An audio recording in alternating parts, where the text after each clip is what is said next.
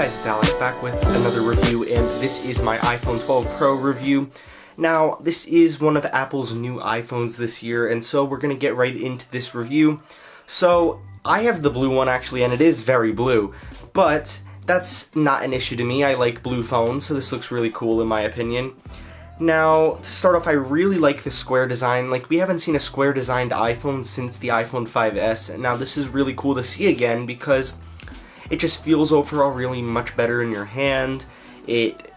Honestly, it's easier to hold, less slippery. Now, that does come at a factor that on the stainless steel iPhone, it is a fingerprint magnet. As you can see, it's a fingerprint magnet.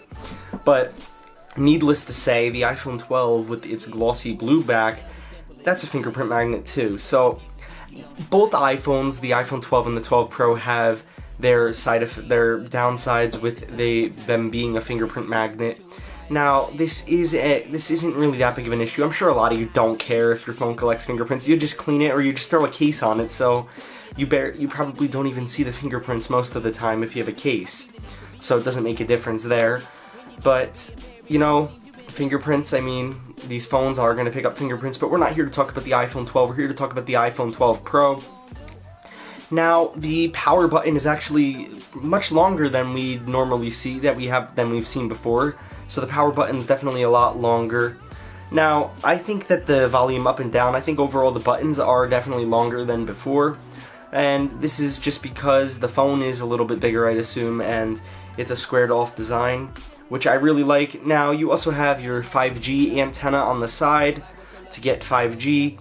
And on the bottom you have obviously your speakers and you have your lightning cutout, so typical stuff there. Also the mute switch and your SIM ejection tray, which is in a similar spot to before. Now, my overall experience with battery life on the iPhone 12 Pro has not been bad actually. I feel like it has actually gotten better as I've had the phone. This could be because I'm sort of warming up the battery, if you know what I mean, like breaking in the battery. So screen on time on a typical day, I usually get about 6 hours, maybe 5.5, 6 hours on the iPhone 12 Pro, which is good enough for me. I don't really need more than that. I mean, honestly though, it's just not, I just don't need more than that. I think that gets me through the entire day. Now, some days, obviously, like today, I only have 4 hours, but that's because, and I'm at 55% at the time of filming this video, and it's 6:30 p.m. Now, this is the time of filming the video, so the review will not be posted this video won't be posted the same day, but that's what I'm at today. So 4 hours and 3 minutes right now at 6:32 p.m. So it's not bad. I mean, I haven't charged the phone all day, but it is the weekend, so that's probably why I don't really use my phone that much over the weekends. Now, that could be because numerous amounts of reasons. But that's sort of what I'm getting at with the battery. The battery honestly is not bad. A lot of people complained about the battery not being good, but you know what? They're right and they're wrong. But in the general scheme of things, the battery is good enough for me. It's good enough to get me through the day. But obviously it could be better. Like the 11 Pro, that battery was thumbs up. I give a thumbs up to that battery because that battery was really good on the 11 Pro. Now, there's phones with better batteries, obviously, like the new Pixel 5 battery is insane.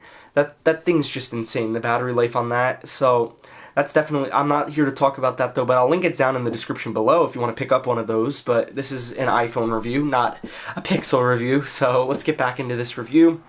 Now, camera, I took a couple sample pictures and they didn't come out bad. Honestly, the iPhone, obviously, we're going to expect to see a decent camera on an iPhone. Like, Apple usually has a pretty good camera, and needless to say, the camera on the 12 Pro is no exception.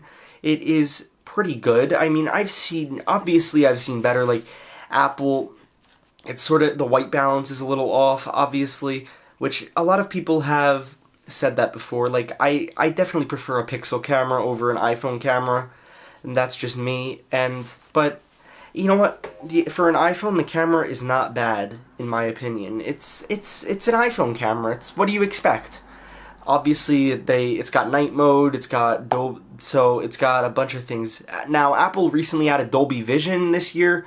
Not really sure how that all works. I don't know if it's just automatically on or if I have to turn that on or off or something like that. Tell me in the comments below if there's something you actually have to do with that. I'm not sure on that. Tell me if I'm wrong, but I could be wrong. Not sure on that.